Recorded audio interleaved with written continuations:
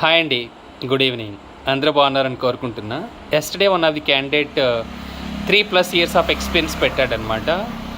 అతను L1 combination L2 experience expect చేశారు ఇంటర్వ్యూలో. కంపెనీ నేమ్ వచ్చేసి హ్యాపీయెస్ట్ మైండ్స్ అనమాట. సో అతను రెజ్యూమ్లో పెట్టిన సిమ్ టూల్స్ వచ్చేసి IBM QRadar and Splunk. So కానీ నాకు తెలిసి అది Happiest Minds requirement Azure Sentinel అనుకుంటా. ఆ ఇంటర్వ్యూ క్వశ్చన్స్ ఎలా ఉన్నాయో ఇప్పుడు మీకు ఎక్స్ప్లెయిన్ చేస్తాను. ఫస్ట్ క్వశ్చన్ వచ్చేసి explain about your roles and responsibilities. Second question వచ్చేసి IBM క్యూరేడర్ డాష్ బోర్డ్లో what are the different types of multiple sub dashboards we can see అదనమాట. సో నెక్స్ట్ క్వశ్చన్ వచ్చేసి IBM క్యూరేడర్ ఆర్కిటెక్చర్ డయాగ్రామ్ అట్లాగే Splunk architecture diagram, ఎందుకంటే ఆ two SIEM tools రెజ్యూమ్లో పెట్టాడు కాబట్టి.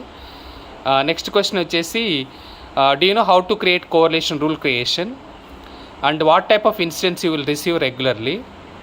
సో రెగ్యులర్గా చెప్పిన ఇన్సిడెంట్స్ ఆర్ అలర్ట్స్.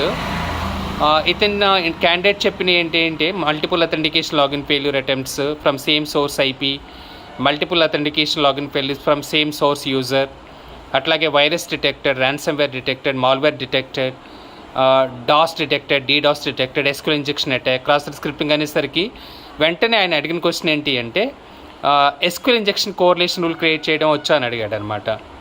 సో అది అంత ఈజీ కాదు బేసికల్గా చెప్పాలి అంటే SQL ఇంజెక్షన్ కోరిలేషన్ రూలు, ఎందుకంటే దానికి మనం బ్యాక్ అండ్ డేటాబేస్ క్వరీస్ రాయాలన్నమాట కోరిలేషన్ రూల్ క్రియేట్ చేసేటప్పుడు.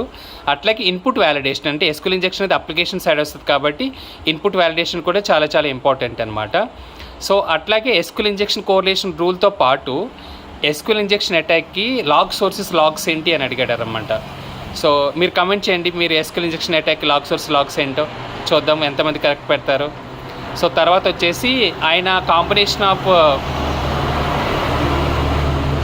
SQL injection SOC operations vulnerability scanning పెట్టాడు కాబట్టి వల్నరబిలిటీ స్కానింగ్లో కూడా కొన్ని క్వశ్చన్స్ పడ్డాయి అన్నమాట. వల్నరబిలిటీ స్కానింగ్లో క్వశ్చన్స్ ఎలా ఉన్నాయి అంటే వల్నరబిలిటీ స్కానింగ్ ప్రాసెస్ ఎక్స్ప్లెయిన్ చేయమని, అట్లాగే మీరు what is the frequency of the vulnerability scanning అంటే మీరు వీక్లీ స్కాన్ చేస్తారా, మంత్లీ చేస్తారా, లేకపోతే క్వార్టర్లీ చేస్తారా అదనమాట.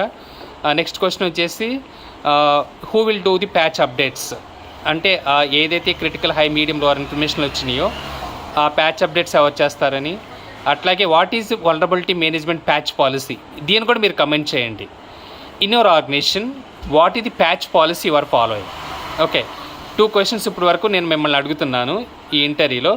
ఒకటేమో SQL ఇంజెక్షన్ అటాక్ లాగ్స్ ఏంటి, అట్లాగే సెకండ్ క్వశ్చన్ వచ్చేసి patch policy for vulnerability management. ఈ రెండింటికి మీరు ఆన్సర్ ఇవ్వండి, చూద్దాం ఎంతమంది కరెక్ట్గా ఇస్తారు. నేను అడుగుతున్నాను కానీ ఎప్పుడు మీరైతే ప్రాపర్గా ఆన్సర్ ఇవ్వరు, అది నాకు తెలుసు, అది వేరే విషయము. తర్వాత ఇంకా రెగ్యులర్గా ఏ డిఫరెంట్ టైప్స్ అలర్ట్స్ వస్తాయని, తర్వాత do you have any questions అని. ఫైనల్గా ఇంటర్వ్యూవర్ ఏం చెప్పాడంటే HR will coordinate with you అన్నాడు, అంటే ఎవరైనా పాజిటివ్ ఫీడ్బ్యాక్ ఎక్స్పెక్ట్ చేస్తారు. So let's see, we will wait for the positive feedback or negative feedback. Thank you so very much.